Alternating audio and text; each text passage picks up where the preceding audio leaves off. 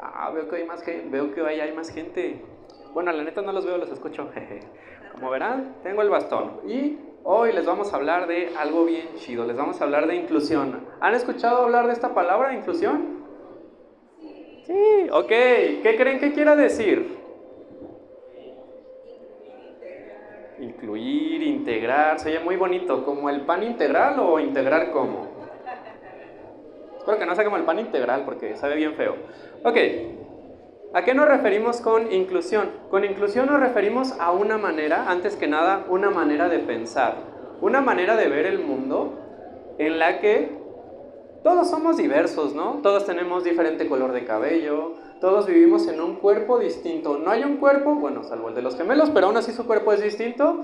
No hay un cuerpo que sea exactamente idéntico o que sea igual a los otros. Y por lo tanto, no hay experiencias que sean exactamente iguales de una persona que de otra. Hablar de inclusión es conocer esto, conocer que vivimos en un mundo lleno de diversidad y en el que queremos, en teoría, que todas estas personas, independientemente de que tengan o no X o Y condición, puedan desarrollarse de manera plena, es decir, desarrollar toda su potencialidad. ¿A qué nos referimos con esto? Alguien a lo mejor con ceguera podría desarrollar las mismas cosas que alguien sin ceguera. Pues no, digo, seamos honestos. Por ejemplo, si yo me pongo a conducir un auto, sería peligroso para ustedes y sería ilegal para mí. Obviamente no voy a conducir. Sin embargo, yo puedo desarrollar el máximo de mi potencial, que sería, pues, tener una vida independiente, poder ir en el tren, cosas por el estilo, ¿no? Adaptamos las expectativas, también hay que tener eso en cuenta. No se trata de que todos hagamos lo mismo nomás porque sí. Pero para que les quede más claro, ¿no?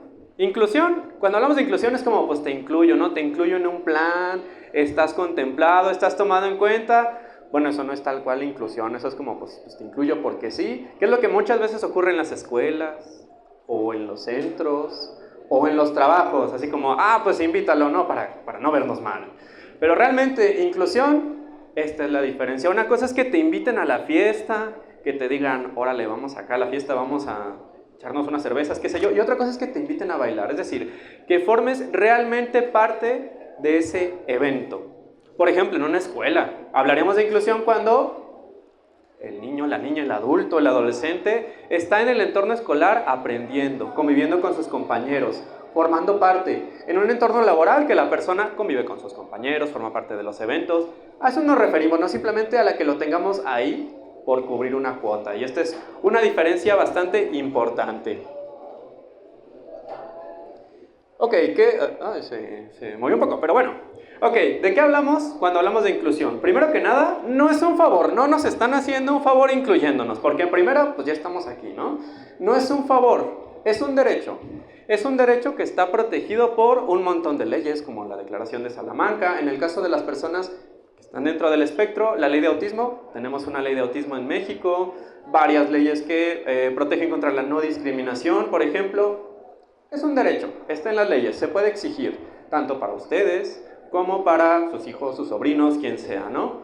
¿Qué otra cosa? No es segregar, como les digo, incluir no es vamos a separar a la gente, ¿no? Vamos a crear escuelas de educación especial, vamos a crear simplemente talleres protegidos y vamos a separar a la gente. Ok, a ti te incluimos, sí, pero por favor, está ahí lejecitos donde no molestes.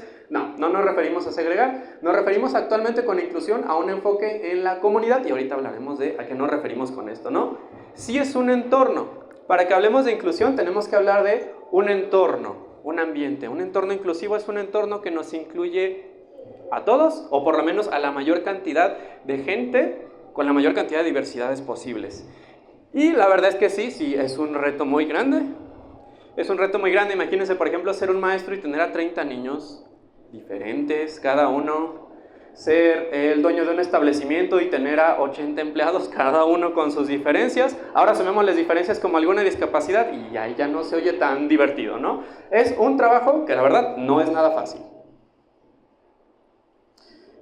Pero ahora, no estamos hablando tanto de discapacidad, sino de autismo, ¿no? Es de lo que estamos hablando en este mes. Entonces, para hablar de autismo, tenemos que referirnos a un concepto muy bonito que se llama neurodiversidad. ¿Habían escuchado hablar de este concepto? Excelente, esperaba que me dijeran que no, pero muy bien. La neurodiversidad se rige por varios principios. La neurodiversidad viene del término biodiversidad. La biodiversidad, sabemos que pues hay muchos tipos de flora, hay muchos tipos de fauna, cada una diferente, cada una adaptada a cierto ambiente. La neurodiversidad es un enfoque, ¿de acuerdo? Es un enfoque de la lucha social. Este concepto no es un concepto clínico, ¿de acuerdo? Si escuchan a algún profesional como yo hablarles de neurodiversidad, recuerden, esto no es clínico, esto es más bien de lucha social. No hay que confundir los términos, por favor. ¿A qué nos referimos con neurodiversidad? Primero, al igual que en la diversidad biológica o en la naturaleza, no hay un cerebro que sea igual a otro. Todos los cerebros funcionan de manera distinta. Hay quien tiene mejor memoria, hay quien no recuerda absolutamente nada de lo que acabamos de decir, hay quien es muy bueno para recordar olores, hay quien no recuerda ni lo que desayunó hoy, por ejemplo, hay quien tiene un gran talento para la poesía, hay quien no podría escribir ni un mensaje de WhatsApp. A eso nos referimos con que los cerebros son distintos, ¿no? Y estos cerebros se expresan a lo largo de un espectro. ¿A qué nos referimos con un espectro? No nos referimos a un fantasma, nos referimos a un espectro de color. Cuando pensamos en alguien dentro del espectro o cuando pensamos a alguien con alguna discapacidad, normalmente pensamos en, es que está totalmente discapacitado o es totalmente funcional. Y eso quizá, ese concepto, quizá tendría sentido si estuviéramos hablando de lavadoras o de refrigeradores que funcionan o no funcionan, pero en los seres humanos va más allá. Por ejemplo, dentro de la discapacidad visual hay quienes son totalmente ciegos, hay quienes ven con un ojo y con otro no, hay quienes ven, tienen remanente visual, ven un 20% con un ojo pero con el otro no ven nada, hay quienes tienen un poquito más de remanente visual como es mi caso. Entonces, hablemos de un espectro, no son solo blancos y negros, igual con el cerebro. Que tenga muy mala memoria para los nombres no quiere decir que no pueda tener muy buena memoria para las recetas de cocina, por ejemplo. De eso es a lo que nos estamos refiriendo, ¿no? Y ahora, esto depende mucho, lo que consideramos valioso, depende mucho de los valores culturales asociados. ¿A qué nos referimos con eso? Si nosotros estuviéramos en una cultura en la que el contacto físico o el afecto, de mostrar, dejar a la otra persona llena de babas cada que la vemos, no fuera tan valorado, no veríamos tan anormal a alguien que quizá está un poquito más en sus cosas, ¿no? Alguien que está un poquito más al rincón, alguien que quizá no tiene esta intención de convivir tanto como otras personas. Esto depende de factores culturales. Otra cosa muy importante, lo que consideramos como alguien discapacitado o capaz también depende de la cultura. Por ejemplo, en la antigua Grecia había unas personas que eran los oráculos, ¿no? Que, bueno, la verdad tenían unos viajesotes y unas alucinaciones, probablemente tenían un brote psicótico, pero en su cultura eso era valorado. No eran personas que se consideraran con una discapacidad. O sea, sí tenían a lo mejor un trastorno mental, pero no tenían una discapacidad en ese entorno. Depende del entorno quién tiene esta discapacidad o quién es capaz. Y ahorita vamos a ver a qué me refiero más con eso de que depende del entorno, ¿no? Esto de la neurodiversidad también se basa en la adaptación. Para que alguien pueda adaptarse, el entorno tiene que darle la mayor cantidad de facilidades posibles para que pueda tener este desarrollo pleno. ¿Se acuerdan de qué es lo que estábamos hablando? Esta capacidad para adaptarme. Si yo estoy en un entorno en el que no puedo adaptarme, voy a tener una discapacidad. Si de repente el idioma oficial de todo el país y todos empezáramos a hablar, no sé, francés, quienes no hablamos francés, estaríamos fritos, ¿no? No entenderíamos absolutamente nada. Estaríamos con una discapacidad, con una barrera psicosocial. ¿Sería por nuestra culpa? Pues sí, quizá por no haber aprendido francés. No sería nuestra culpa, sería porque el entorno cambió. El entorno ya nos es hostil, no nos es afín. Y en este sentido también, la modificación del entorno nos forma un nicho. Imagínenselo como un nido en el que están cómodos. ¿Un nido qué quiere decir? Un nicho quiere decir, me muevo como pez en el agua. Hay personas que quizá hablando en público, no, están como si nada, ¿no? Pero las pones a hacer unas tablas en Excel y ahí están fuera de su nicho. Son unos discapacitados para el Excel. Ustedes no sean discapacitados para el Excel, por favor. Y por último, estas cuestiones, ¿no? ¿De qué dependen estos nichos? Y depende de la adaptación. Bueno, es que esto es muy importante, especialmente para pensar en personas que ya somos adultas. Estos nichos o este deseo de adaptación nos tiene que ayudar a definir qué estilo de vida yo requiero, qué decisiones con respecto a qué laburo voy a tener, ¿no? En qué voy a trabajar, con qué tipo de pareja voy a estar, no sé. Esto nos lleva a tener decisiones para adaptarnos. Yo no podría ser conductor de NASCAR por obvias razones, entonces yo ya tengo en cuenta eso dentro de mi carácter profesional. En cuanto a vida adaptada, ¿no? En cuanto a cotidianidad, bueno, yo sé que moverme lejos del tren sería un poquito horrible, porque el transporte público de camiones no está chido, ¿no? Entonces, ¿se fijan? Yo me muevo independientemente, pero es porque yo estoy definiendo este nicho. Por ejemplo, en el caso de las personas dentro del espectro, más de lo mismo.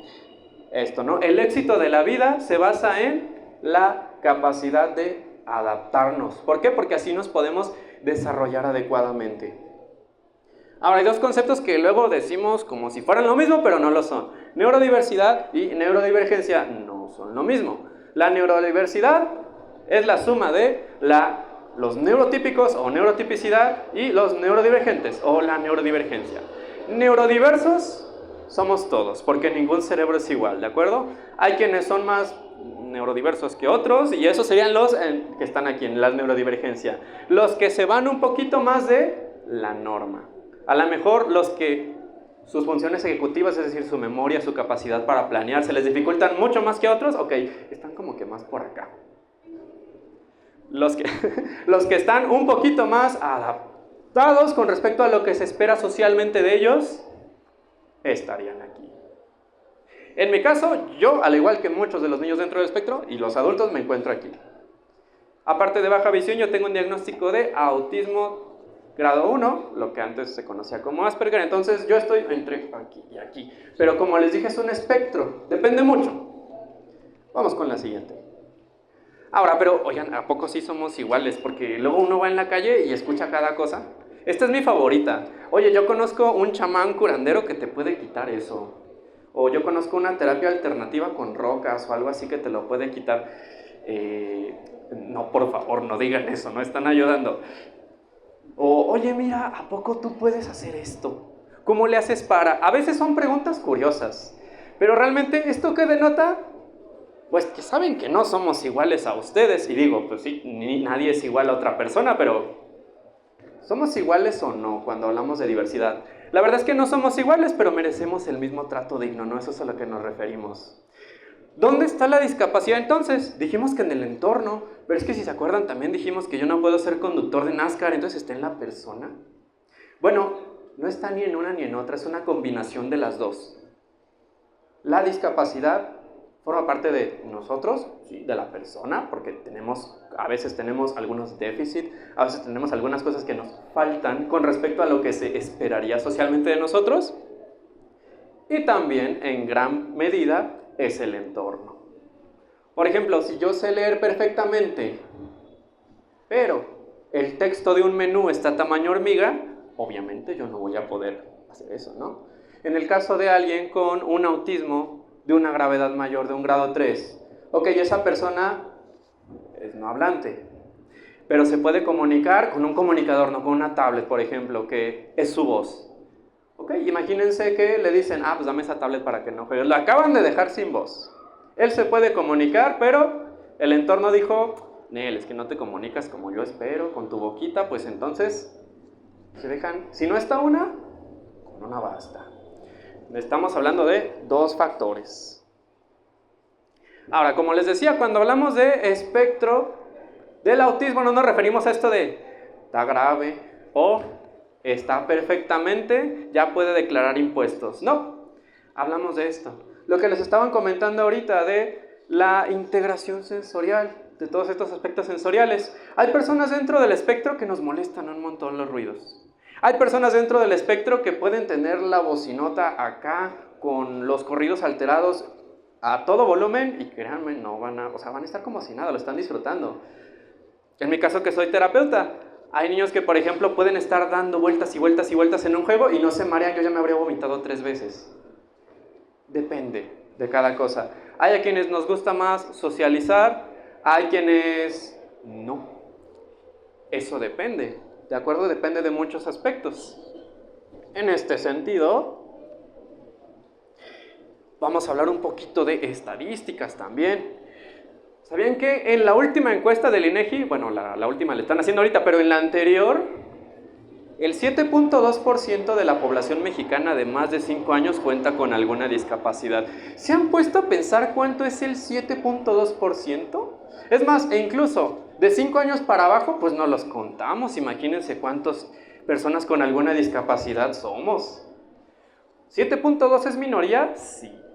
Pero vamos a hablar de verdaderas minorías. 7.2 es un número enorme. Está más cerca del 10% que del 1%. Esto equivale, por ejemplo, a que es más fácil que cualquiera de ustedes en la calle pueda encontrarse, pueda toparse con una persona con alguna discapacidad a alguien que en las elecciones pasadas votó por uno de estos dos partidos, los dos juntos.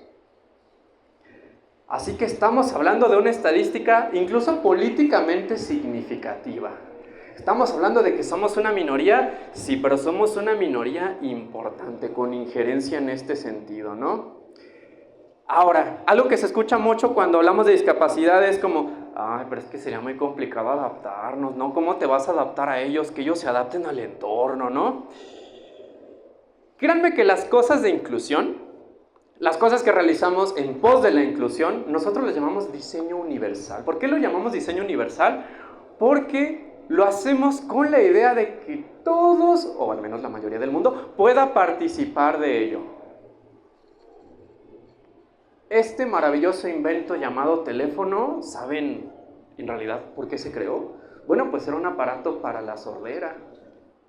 Y miren, ahora lo utilizamos para ver TikToks. ¿Quién lo diría? Un aparato para la sordera, o sea que algo que fue creado para incluir a más personas, ahora lo usamos todos. Las notificaciones. En autismo utilizamos algo muchísimo que se llaman apoyos visuales. Utilizamos mucho los pictogramas. Y muchas veces cuando estamos tratando con las familias diciéndoles que esta forma de comunicación, comunicarse con imágenes, también es válido, nos dicen, ay, pero es que no va a hablar. Y pues no sabría decirle, ¿no? A lo mejor sí, a veces desarrollan el habla, pero ¿qué importa? Lo que importa es que puedan comunicarse. Todos allá afuera en el mundo utilizamos pictogramas y apoyos visuales, pero como no somos autistas, no pasa nada, ¿verdad?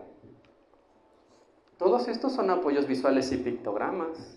El baño de hombres y el baño de mujeres, para que ustedes los distingan, son pictogramas, porque esos son más válidos y los pictogramas de estos chicos no. O la manera de comunicarse de estos chicos no es válido. Porque sí es válido ver TikToks en el celular, pero a lo mejor no tener adaptaciones. Que las hay. Porque son válidas las notificaciones, pero a lo mejor no un cronómetro o una alarma para alguien dentro del espectro que lo requiere. Porque luego no se da cuenta de que no desayunó y falta el tiempo. Son igualmente válidas. Las usamos todos.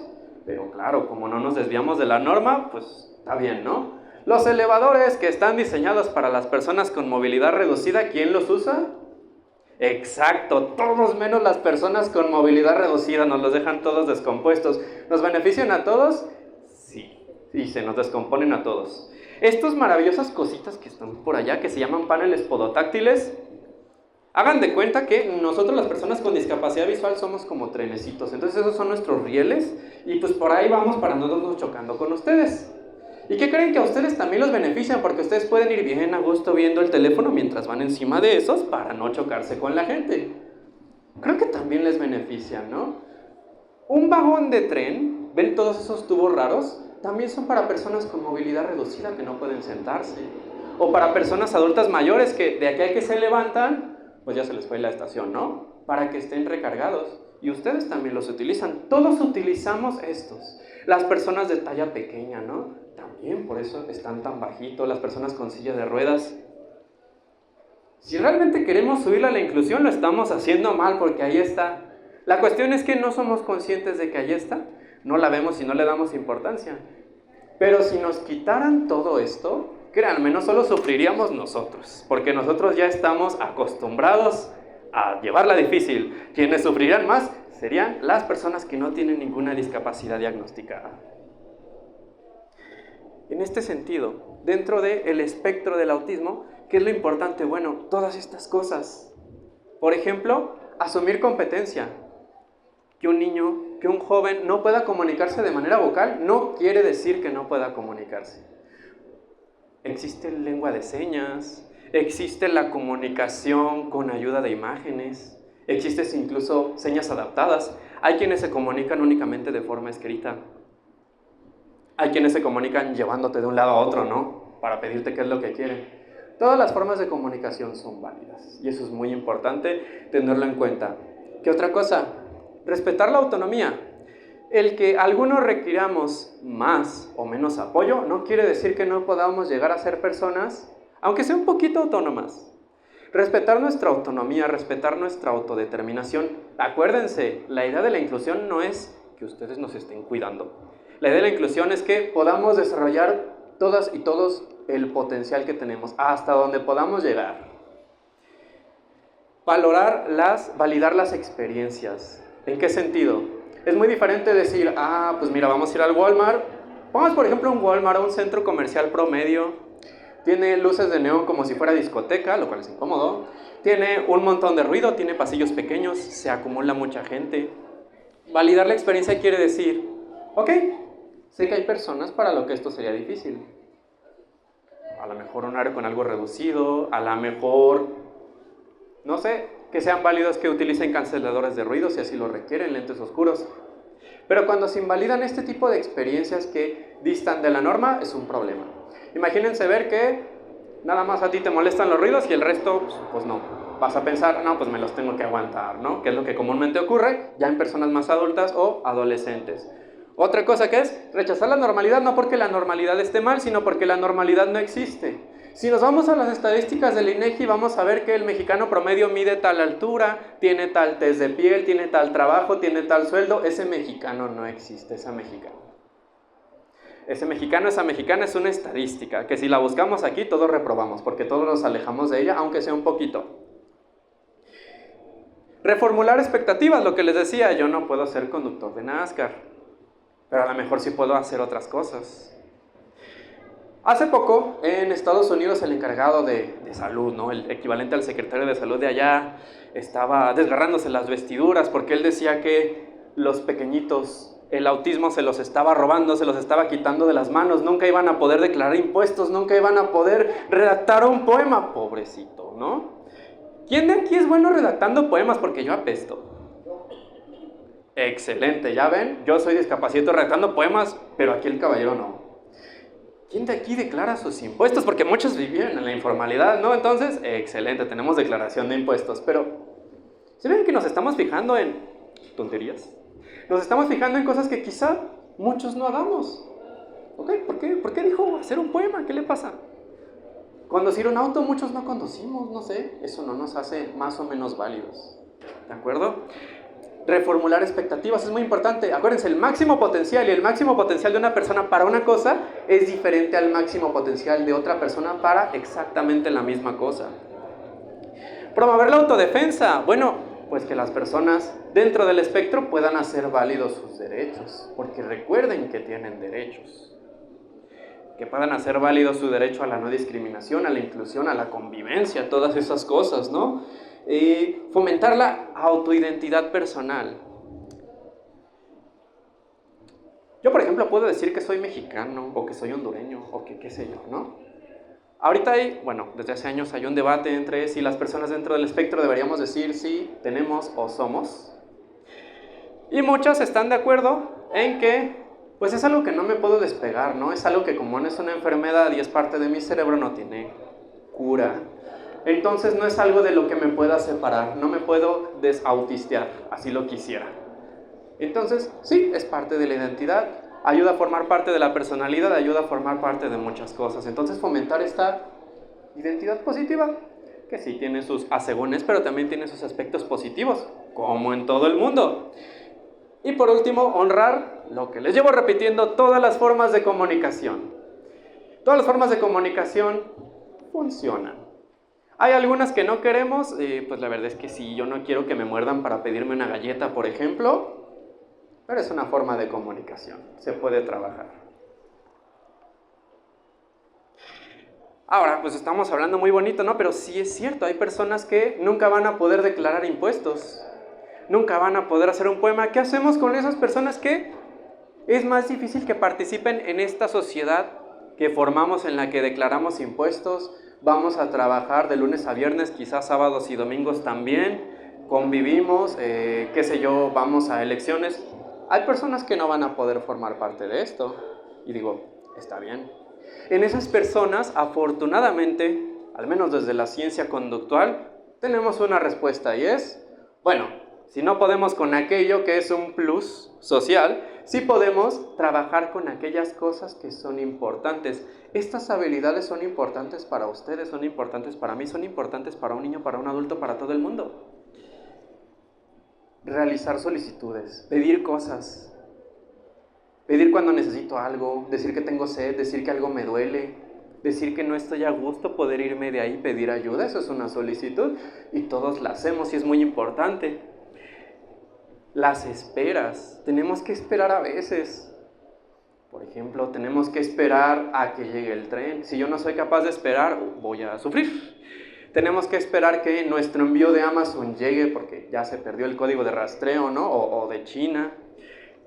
Aceptar un no, a veces nos van a decir que no, no siempre nos van a decir que sí y pues va a tocar aceptarlo. Y un no a una cosa no implica que eso también puede ser un sí a muchas otras cosas, ¿no? Podemos enseñar a estas personas a aceptar el no. Seguimiento de instrucciones. Muchas veces lo que principalmente los papás o los cuidadores en albergues nos refieren es, quiero que obedezca. Y la analogía que me gusta hacerles es, ok, entonces usted quiere que ahora mismo alguien llegue, un desconocido, y le diga, súbete a mi carro y te doy una paleta y te vas, porque está obedeciendo. Seguimiento de instrucciones de seguridad e higiene. Sí quiero que me siga las instrucciones, pero las que importen. Que podamos ir al dentista, que te puedas cortar el cabello, cosas que son importantes para tu salud. Que puedas entender que no tienes que meter la mano cerca de la estufa. Vamos un poquito a lo básico, ¿no? Y seguimiento de instrucciones un poquito más, por ahí.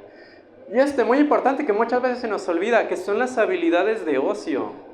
Todos necesitamos ocio para no volvernos locos, o más locos de lo que estamos. Necesitamos ocio, necesitamos diversión, necesitamos esparcimiento. Y en muchas veces en personas con un grado de afectación mayor lo que se olvida es esto. Pues es que no tiene pasatiempos, no hace nada, se le queda viendo a la pared. Pues sí, no le has enseñado que existen pasatiempos, no le has enseñado actividades significativas. Pues claro que no va a tener idea de qué hacer, ¿no? Las cosas se pueden enseñar, afortunadamente. Muy bien. Y antes de terminar, me gustaría finalizar con una reflexión, ¿no? Esta reflexión toma como base la reflexión de una persona autista, solo que esta reflexión ya es un poco vieja, ¿no? Tiene alrededor de 30 años, pero pese a ello, creo que sigue resonando hoy en día, ¿no? Esta persona, su nombre es, no sé si siga vivo, lo siento, a lo mejor si se veía ruco. Bueno, no sé si siga vivo, esta persona se llama Jim Sinclair, ¿no? Es un psicólogo autista, o fue, no sé. El punto es que él tiene un discurso muy famoso que se llama No sufran por nosotros. Y en ese discurso él aborda algo, y eso es lo siguiente. Generalmente cuando las familias reciben un diagnóstico de autismo, lo llevan como un duelo, lo cual es totalmente válido. Pero dentro de ese duelo ocurre algo muy curioso, que es que las personas quisieran combatirlo, no como si se tratara de un mal, como si se tratara de una enfermedad, qué sé yo. Y lo que muchas veces estas personas nos dicen es que el autismo les arrebató a sus hijos, o que les gustaría que a sus hijos les quitaran el autismo. Y como les acabo de decir, eso es imposible. Realmente lo que hay detrás de esa afirmación es que el niño que tienen ahí, que sí, tiene una condición que es bastante desafiante a veces, el niño que tienen ahí, pues es el que es. Y cuando decimos me gustaría que mi niño, me gustaría que mi sobrino, me gustaría que mi pareja, no sé, no estuviera ya dentro del espectro, lo que están diciendo es, me gustaría que esta pareja, que este niño, que este hijo, que este sobrino que tengo desapareciera en este momento y lo reemplazara yo con alguien que fuera normal. Realmente el duelo por el que sufren las familias es por el niño que no fue. Por esas expectativas que todavía no hemos adaptado de ese niño que no fue. El niño que tenemos, el niño o la niña es el que está ahí. Y ese niño es el que requiere en este momento nuestro apoyo, requiere toda nuestra ayuda. No para hacerlo lucir más normal, no para arreglarlo porque no es un carro, sino para apoyarlo, para comprenderlo, para ayudarle a generar estas habilidades que le ayuden a autodeterminarse, a defenderse, ¿no?, dentro de la vida, hasta lo que le sea posible, hasta que desarrolle el mayor de sus potenciales, ¿no? Entonces, no concentremos nuestra energía en llorar por la gente que tiene alguna discapacidad. Los que tenemos alguna discapacidad, alguna condición, créanme, no necesitamos de su compasión porque ya la tenemos todos los días. Necesitamos de su comprensión y necesitamos de su apoyo. Así que el día de hoy les agradezco que hayan venido aquí y que estén abiertos, ¿no?, a tener esta visión un poquito diferente, ver el autismo con unos ojitos un poquito diferentes, ¿no? Y finalizamos con esta frase, ¿no? Si las personas dibujamos círculos para separarnos de otros, bueno, yo los invito a que estamos en el mismo círculo, estamos en el mismo mundo, estamos en la misma habitación, entonces, si las personas las van a dejar fuera, pues yo les invito a que entren al nuestro, ¿no? Y pues eso sería todo de mi parte, les agradezco. Si tienen alguna pregunta, adelante. Soy muy preguntón. Adelante. Es que estoy aprendiendo. El otro día leí un libro. Sí, dime. Leí un libro y empecé a notar que coincidía con varios rasgos y entonces me empezó a llamar mucho la atención lo que viene siendo el autismo. Y tener... ¿será parte de un rasgo de autista, una persona autista que tenga memoria de cuando tenía 2 años o 3 años? ¿O simplemente es nomás mi cerebro? ¿O que a veces hay ciertas cosas que tienen que hacerse así? Como que pisar las rayas a veces no me agrada y luego si lo hago me siento como que lo hice, ¿verdad? Y hay muchas cosas así por el estilo que a veces batallo para controlar lo que viene siendo mi temperamento y por eso me salió un quiste aquí en mi cara porque una persona me hacía enojar y estaba dale y dale y dale y no podía hacer nada, entonces yo me sentía así como secuestrado, atado y no poder defenderme. Entonces quiero aprender acerca del autismo porque creo que eso es lo que, o sea, o es TDAH o es autismo, entonces ¿será eso algo, es un rasgo característico lo que viene siendo lo que de la memoria así del autismo? De los 3 años, me acuerdo. Ok, no es un rasgo característico, pero sí es inusual acordarse de los 3 años. Miren, vamos a hacer un ejercicio todos. Les voy a pedir que cierren los ojos. Les juro que no los voy a bolsear, porque no puedo. Les juro que no los voy a bolsear. Y ahora quiero que todos imaginen una manzana. Muy bien, imaginen una manzana, imagínense lo más realista posible, lo que sea real para ustedes. Y ahora quiero que la giren. Levante la mano quien está pudiendo girar la manzana en su mente. 360 grados, por favor. Ok. Levante la mano quien está oliendo la manzana. Levante la mano quien siente el sabor de la manzana. Levante la mano quien tiene una manzana verde. ¿Quién tiene una manzana roja? Ok, ya pueden abrir los ojos. Si hubieran visto sus manos levantadas, se habrían dado cuenta de que fue algo muy chistoso porque hubo quienes no pudieron girar la manzana. Hubo quienes tuvieron una manzana verde y hubo quienes tuvieron una manzana roja. Esto es parte de lo mismo. Todos los cerebros son distintos. Hay cerebros que sí tienen unos rasgos bastante inusuales. Como, la mordí. sí, como... incluso lo podemos sentir, ¿no? Hay quienes incluso sienten la manzana en su mano, el peso de la manzana, la textura. Lo que sí le podría recomendar, si está teniendo sospechas, es acudir con algún profesional bien formado. Hay bastantes ahorita, afortunadamente. Acudir con estas dudas también para que pues, su experiencia sea validada. Porque lo que me está diciendo sí es bastante inusual realmente. Usted ya está empezando a notar cosas. Le comparto. En mi caso, yo fui diagnosticado 2 veces. La primera cuando tenía alrededor de 4 años, pero como también tengo problemas de visión, generalmente se desestimó el diagnóstico, ¿no? Lo que dijeron fue, no, pues debe ser por la baja visión, y luego me volvieron a diagnosticar a finales de la universidad. Pero me pasó como usted, también empecé a notar como que cosas así como que rarotas, así como que no tenían sentido durante mucho tiempo. Así que fue lo que hice, acudí con un profesional, ya luego se hacen entrevistas, por ejemplo, con familiares, le hacen entrevistas a usted, le hacen varias pruebas muy extrañas, de decir, y después de eso determinan si usted se encuentra o no dentro del espectro. Recordemos que es un espectro, incluso tal cual, me encanta que usted esté reconociendo que incluso podría no ser autismo, podría ser otra cosa, podría ser TDAH. Nosotros como clínicos, dentro, cuando hacemos un posible diagnóstico de autismo, tenemos 10 opciones, no solo autismo. Tenemos un montón de opciones para elegir y tenemos que hacerlo cuidadosamente. ¿Por qué? Porque depende de esa etiqueta que le pongamos a la persona, es cuál va a ser el mejor tratamiento posible para ayudar a esta persona a, pues eso, desarrollar el máximo de su potencial. Entonces yo la verdad sí le recomiendo mucho acercarse, a acudir con algún profesional. Si todos los DIF estamos llenos, hay algunas asociaciones, o podría acercarse a algún particular, le podría pasar el contacto de algún particular si gusta, si quiere seguir, y pues la verdad, informarse también ayuda, ¿no? Informarse en fuentes lo más confiables posibles, porque internet está lleno de todo lo contrario, eso también le puede ayudar. También le puedo recomendar algunas, si gusta. Para allá. Ahí voy, espérenme.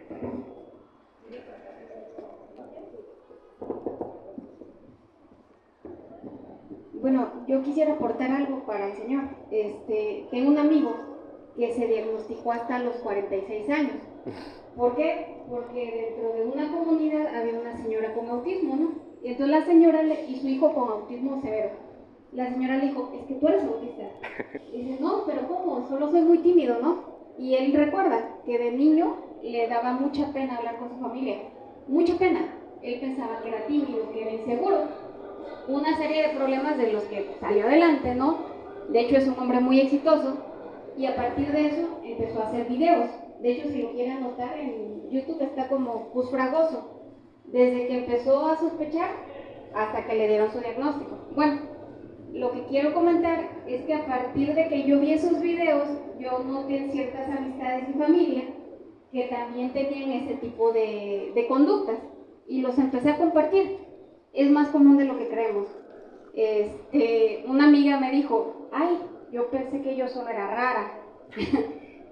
Y un adulto funcional, o sea, licenciada en informática, casada, además. Bueno, mi primo me dijo, no, pues es que sí. Cuando venía mucha gente a la casa a mí me daba pena y me escondía, ¿no? Entonces dice, yo ya no quiero diagnosticarme, mi primo. Tengo 60 años, ¿no? O sea, no tiene caso. Pero así, fácil, un amigo me dijo, sí, es que a mí de niño me detectaron que era retrasado mental. Dice, pero solo me cambiaron de escuela, le eché ganas y se volvió un adulto funcional. De hecho, él acaba de fallecer porque tuvo un problema de cáncer severo. Bueno, whatever.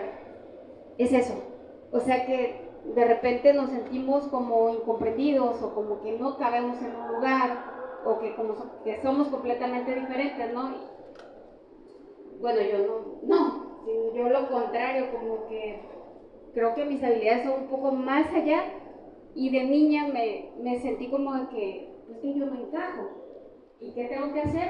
Que me volví un relajo, ¿no? Porque pues yo tenía que ser como los demás. Y ya después de grande dije, no, pues bueno, ¿quién te enseña, no? Hubiera buscado ambientes óptimos para mi desarrollo. Pero es eso.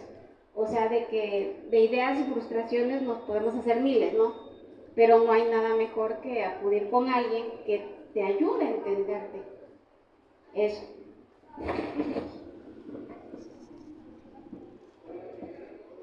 Una pregunta, ya es un diagnóstico de autismo a los 5 años para un niño, ¿se necesita hacer otro posterior?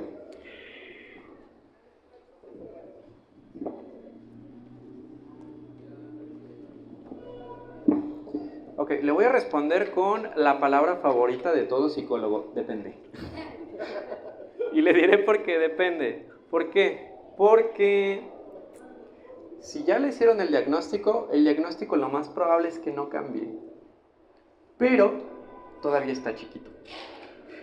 Todavía puede aprender muchas cosas y llegar a este punto en el que estamos varios aquí, al que le llamamos, oye, no se te nota. Entonces puede llegar a ese ámbito. ¿Qué quiere decir? Puede que incluso se le llegue a retirar el diagnóstico, no porque deje de tener los rasgos, no porque su cerebro ya esté rehabilitado y funcione perfectamente, sino volvemos a lo mismo, porque el ambiente ya está chido, ya se desarrolla bien. Entonces, mientras no haya un cambio ambiental no se le va a notar, pero realmente va a seguir ahí. El diagnóstico no es algo que se ponga o se quite. ¿Qué sí puede ocurrir? A lo mejor, como todavía está en una edad en la que puede desarrollarse un poco más, que los profesionales nos confundamos un poquito, porque como le dije, es una lista como de 10. Entonces a lo mejor, ok, en ese momento parecía esto, pero me equivoqué, es que en realidad era esto. No lo observé lo suficientemente bien o el suficiente tiempo. Es inusual, pero puede ocurrir. Lo que le estoy diciendo es un caso muy inusual, ¿de acuerdo? No cambia, es como si yo le preguntara a usted, oiga, desde que nació su tipo de sangre ha cambiado. Pues no que yo sepa, ¿no? Entonces creo que eso no va a pasar. Entonces no se apure, el diagnóstico no cambia. Lo que sí puede cambiar es el grado, pero el grado nos sirve a nosotros como profesionales. Para nosotros cuando vemos a un niño vemos, grado 1, grado 2, grado 3, ¿cuánto apoyo voy a requerir darle? ¿Con qué lo voy a requerir ayudar? Eso es para nosotros.